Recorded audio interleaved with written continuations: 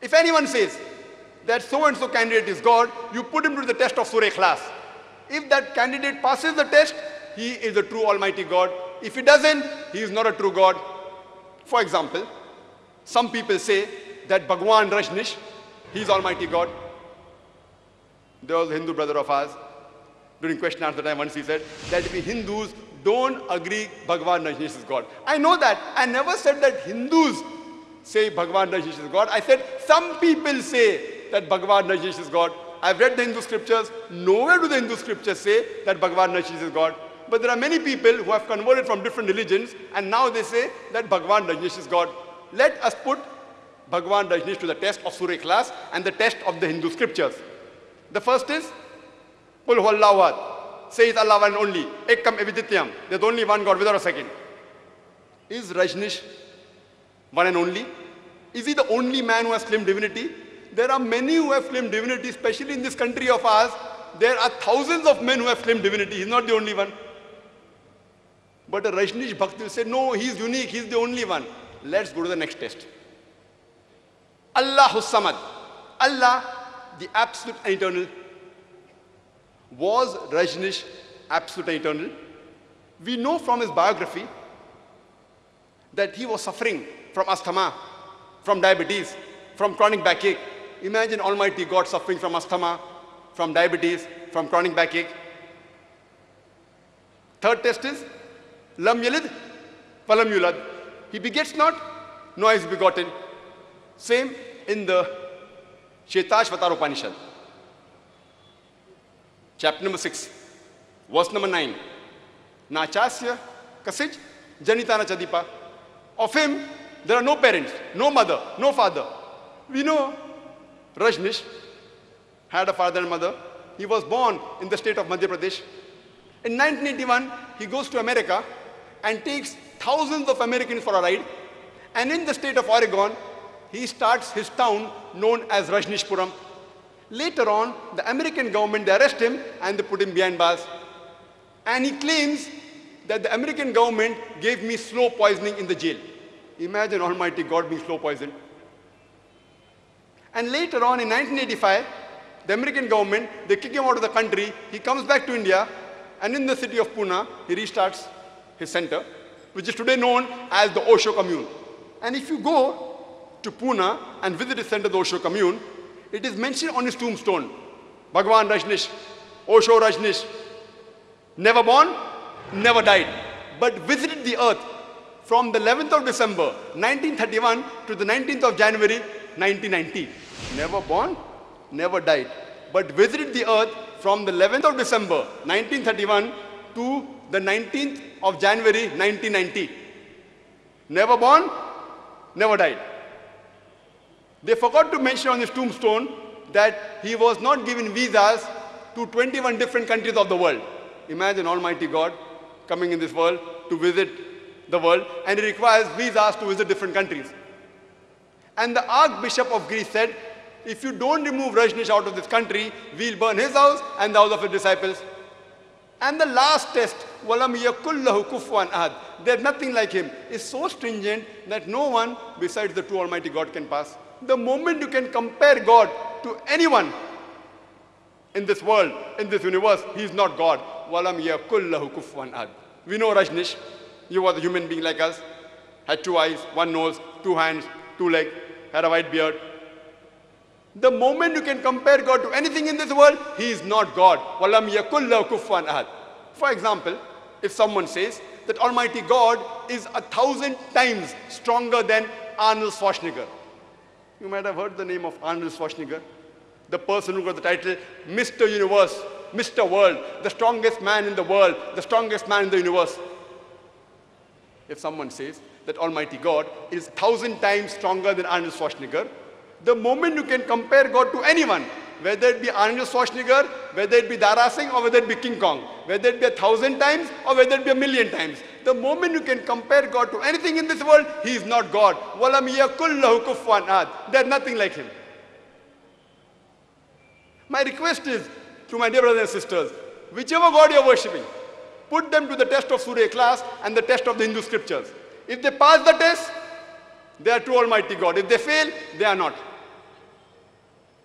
Otherwise, Allah subhanahu wa ta'ala says in the Quran, in Surah Isra, chapter number 17, verse number 110, the ayat which was recited by the Qari, قُلِ ذُو اللَّهِ أَوِ ذُو الرَّحْمَانِ أَيَّمَا تَدُوا فَلَهُ الْأَسْمَاءُ الْحُسْنَى. Say, call upon him by Allah or by Rahman. By whichever name you call upon him, to him belongs the most beautiful name. You can call Allah subhanahu wa ta'ala by any name, but it should be a beautiful name. It should not conjure up a mental picture. And there are no less than 99 different attributes given to Almighty God in the glorious Quran. Ar-Rahman, Ar-Rahim, Al-Hakim, most gracious, most merciful, most wise, no less than 99. And the crowning one is Allah. Why do we Muslims prefer calling Allah by the Arabic word Allah instead of the English word God? Because a person cannot play mischief with the Arabic word Allah as you can do with the English word God. For example, if you add S to God, it becomes gods. That's plural of God. There's nothing like plural Allah. Kul huwallahu ahad. Say He's Allah one and only. If you add D-E-S-S to God, it becomes goddess, meaning a female God. There's nothing like male Allah or female Allah. Allah has got no gender. He is unique. If you add father to God, it becomes Godfather. He's my Godfather. He's my guardian. There's nothing like Allah Father or Allah Abba in Islam. If you add mother to God, it becomes Godmother. There's nothing like Allah Ammi or Allah Mother in Islam. Allah is a unique word. If you add tin before God, it becomes tin God, meaning fake God. There's nothing like tin Allah in Islam. That's the reason we Muslims, we prefer calling Allah by the Arabic word Allah instead of the English word God. But if there are some Muslims who, while speaking with the non-Muslims about Allah subhanahu wa ta'ala, these non-Muslims may not know the concept of Allah. So if they use the word God instead of Allah, like how I'm doing today, there's no problem. But I'd like to remind that God is not the appropriate translation of the Arabic word Allah. And this word Allah is mentioned in all the sacred scriptures of the major world religion, including Hinduism. It's mentioned in Rig Veda, book number 2, hymn number 1, verse number 11. He's referred as Ilah, or Allah, meaning God. Allah subhanahu wa ta'ala is also mentioned by name in Rig Veda, book number 3, hymn number 30, verse number 10, as well as Rig Veda, book number 9, hymn number 67, verse number 30. He has been mentioned by name as Allah in several verses of the Vedas. Let's try and understand the second pillar of Iman, that is the angels. As far as Hinduism is concerned, there is no particular concept of angels in Hinduism, but Hinduism, they have certain superhuman beings which do work which a normal human being can't do. In Islam, angels are created by Allah subhanahu wa ta'ala, Almighty God. And they are created from light. They do not have a free will of their own. They obey all the commandments of Allah subhanahu wa ta'ala. And they have been appointed certain duties. For example, Archangel Gabriel, he has been appointed to get the revelations from Allah subhanahu wa ta'ala to the messengers of Almighty God. Let's discuss the third pillar of Iman, that is the books. First, we'll discuss the books in Hinduism. The books in Hinduism are divided into two broad categories, the Shrutis and the Smritis. The Shruti means something which is revealed, which is heard, which is perceived, which is understood. The Shrutis, by the Hindu scholars, they are considered to be of divine origin, to be the word of God. And they are the most superior. They are divided into the Vedas and the Upanishads. The word Veda is derived from Sanskrit word Vid, which means knowledge. So Vedas means knowledge par excellence. These are the holy Vedas, the most sacred. And there are principally 4 Vedas. We have the Rig Veda, which deals with the songs of praises. We have the Yajurveda, which deals with the sacrifices formulas. We have the Samveda, which deals with melody.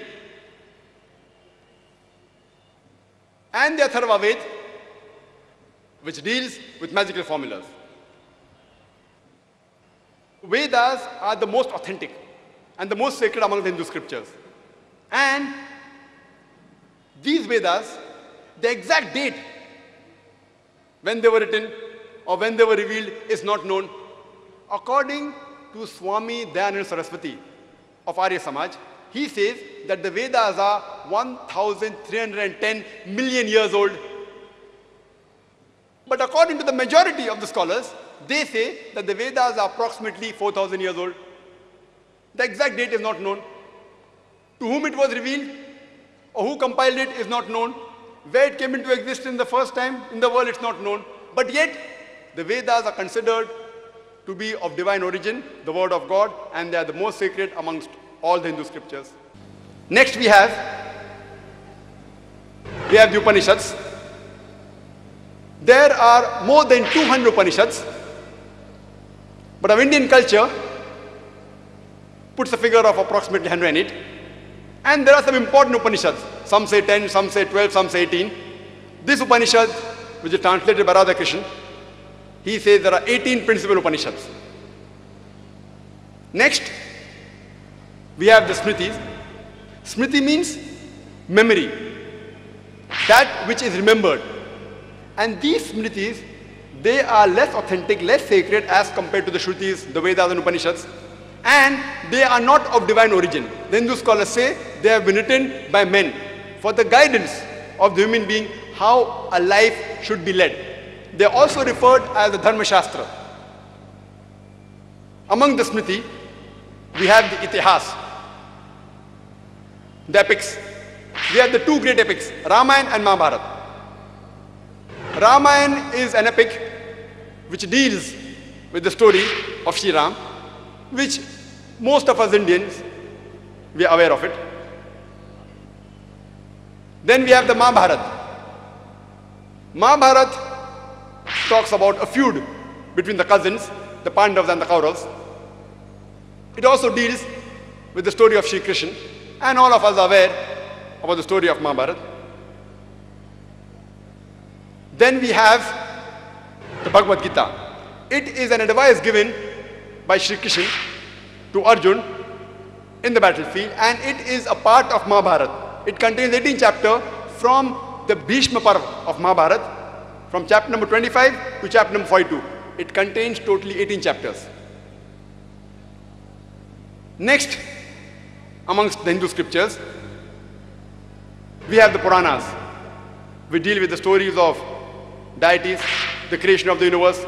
It is compiled into 18 voluminous parts by Maharishi Vyas. And most important amongst the Puranas is the Bhavishya Purana.